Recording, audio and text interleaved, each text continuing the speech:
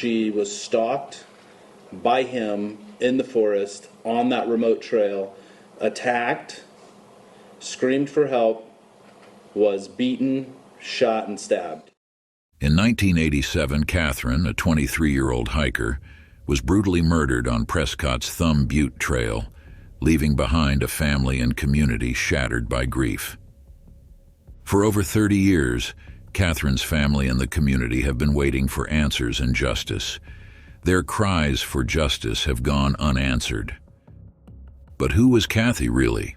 What drove her to explore the unknown, to chase adventure, and to touch the lives of so many? Kathy's presence made a difference in the lives of those around her. Born on September 7, 1963, she was a ray of sunshine, spreading joy and warmth wherever she went. Her infectious laughter and compassionate heart made her a beloved friend, sister, and daughter. Kathy's bond with her brother, J.C. Salvatore Sposito, was especially strong.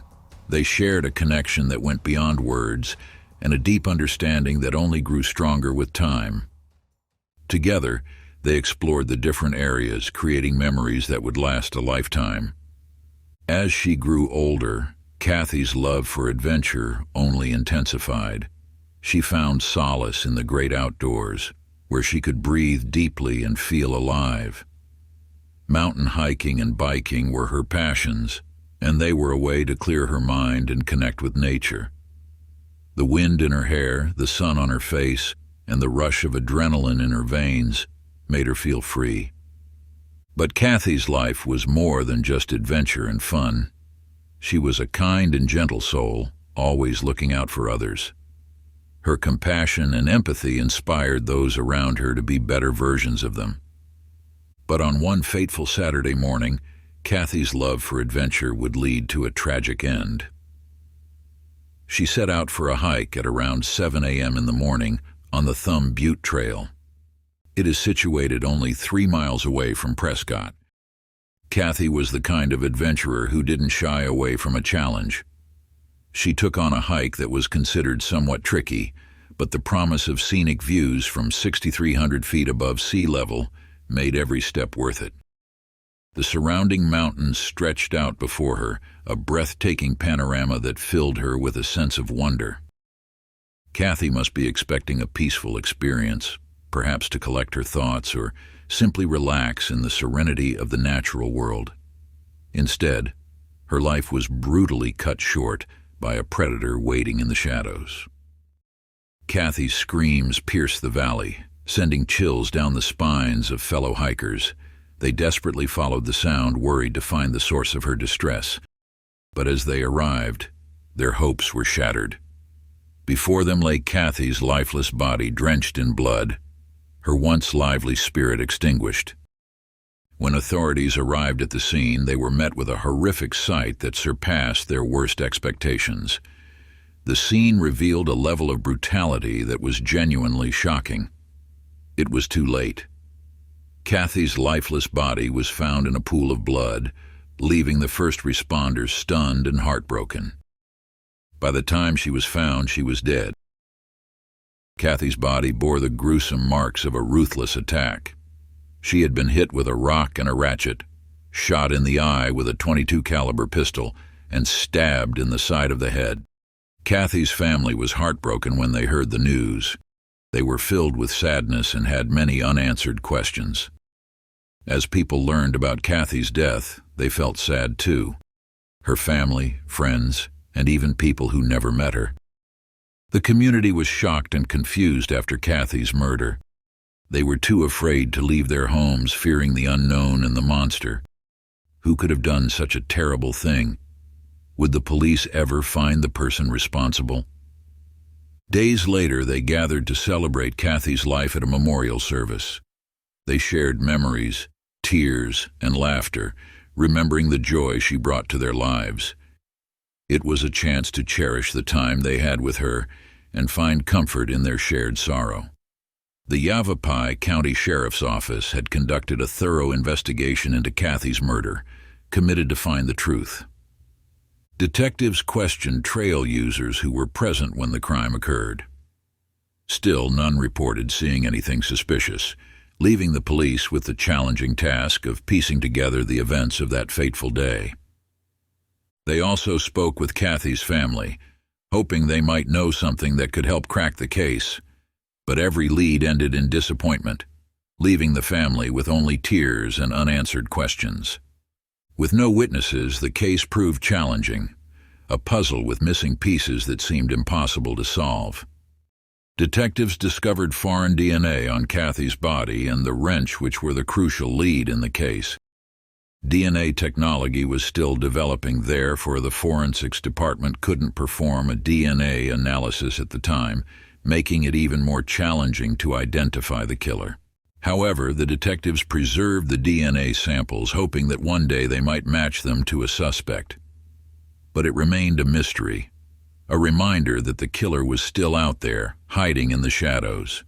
Police felt frustrated and heartbroken. They had never seen such brutality before. A young woman brutally murdered in a place considered safe, a place where people went to escape the chaos of everyday life.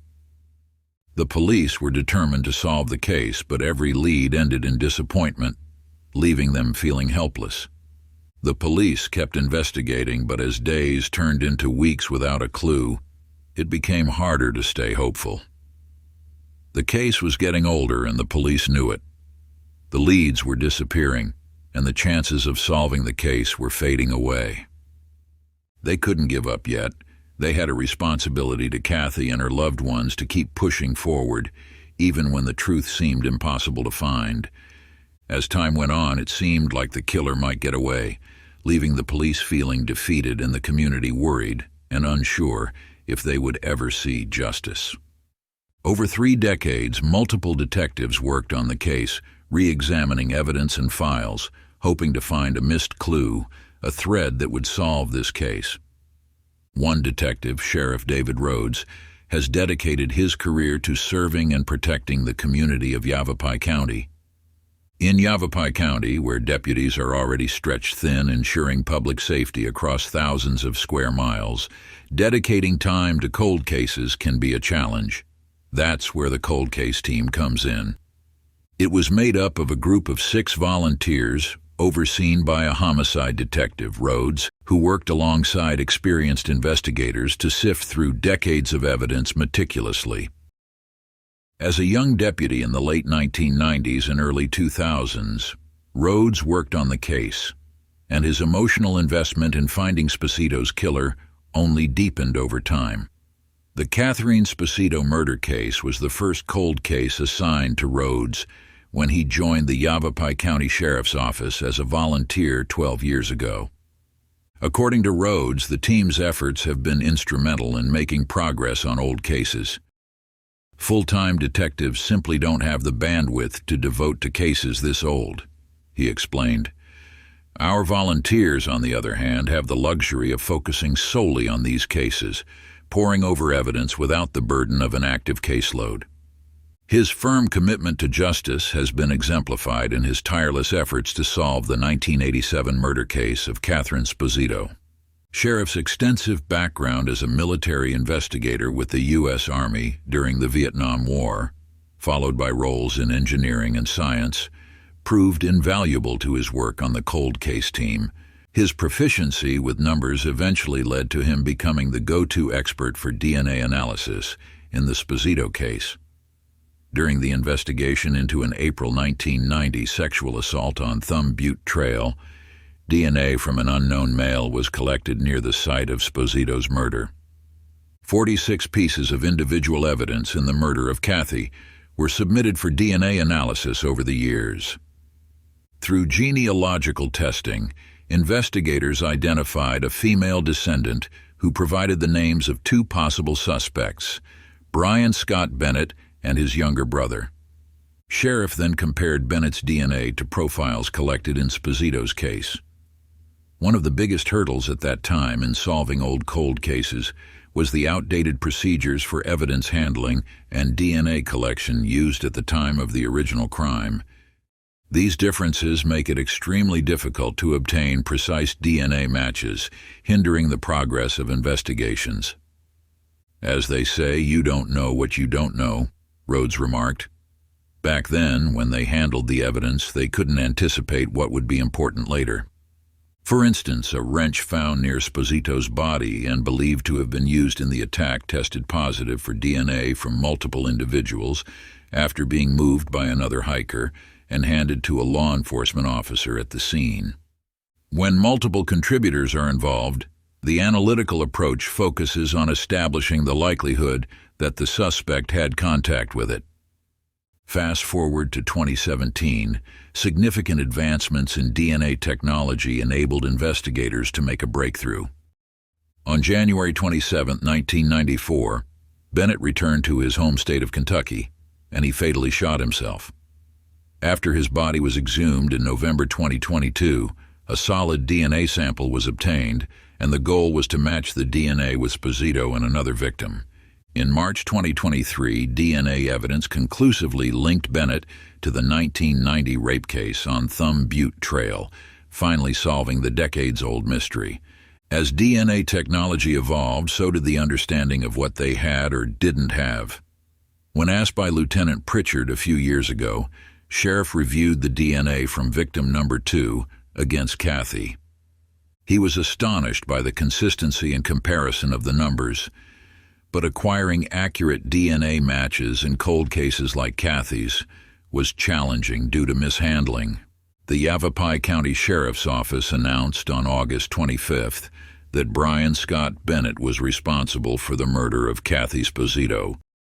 Combined with his positive identification in the 1990 assault, which bore striking similarities to Sposito's murder in terms of timing, location, and method, Bennett was conclusively identified as the perpetrator.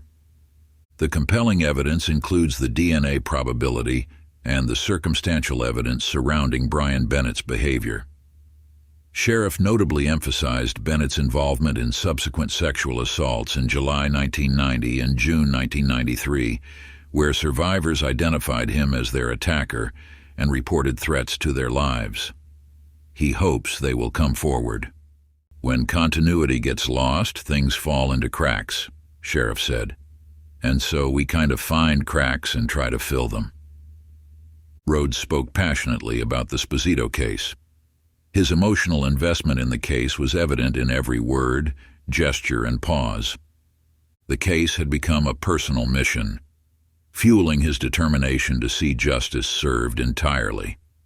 Through his tireless efforts, Rhodes sought justice for the victims and their families.